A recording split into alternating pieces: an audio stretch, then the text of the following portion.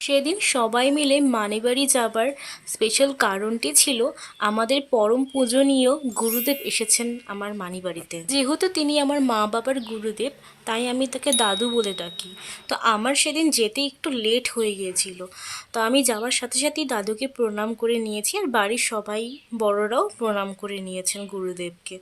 দাদু আগেও আমাদের বাড়ি এসেছিলেন, কিন্তু তখন আমি অনেক ছোট ছিলাম, তাই এই রিচুয়ালগুলো আমি সেভাবে বুঝতাম না, কিন্তু সেগুলো এখন খুব ভালো করে উপলব্ধি করে উঠতে পারছি। এখানে মা মানিরা খুবই ভক্তির সাথে তার গুরুদেবের পা ধুয়ে দিচ্ছে, তারপর আঁচল দিয়ে সেই পা মুছে সেখানে ফুল দিয়ে তারপর ধূপকাঠি আর প্রদীপ জ্বালিয়ে গুরুদেবের আরতি করা হয়েছে। এই চরণ ধোয়া জলই হলো চরণামৃত, যেটা আমরা প্রসাদ রূপে সবাই গ্রহণ করেছিলাম।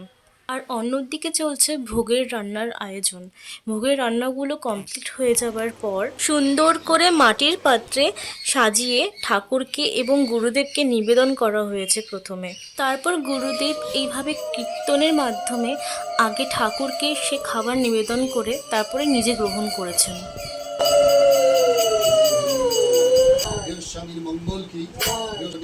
গুরুদেবের সেবা গ্রহণ করার পর আমরাও সবাই খেতে বসে গেলাম। কথায় আছে না, ঠাকুরের প্রসাদ অমৃতের সমান।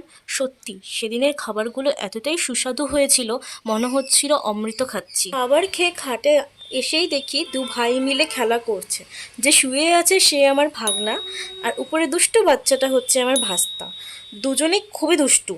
তো তাদের সাথে কিছুক্ষণ খেলা করে আমি একটু ঘুমিয়ে পড়লাম। তারপর সেভাবে আমার আর ভিডিও ক্লিপ নেওয়া হয়নি, আমার শরীরটা বিশেষ ভালো ছিল না সে কারণে।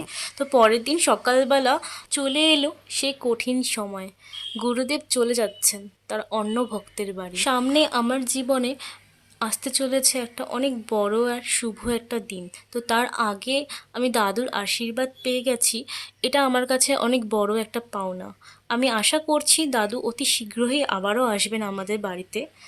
তো এই ভারী মনের সাথেই আমি এই ভিডিওটা এন্ড করলাম। দেখা হচ্ছে আবার অন্য ভিডিওতে। বাই।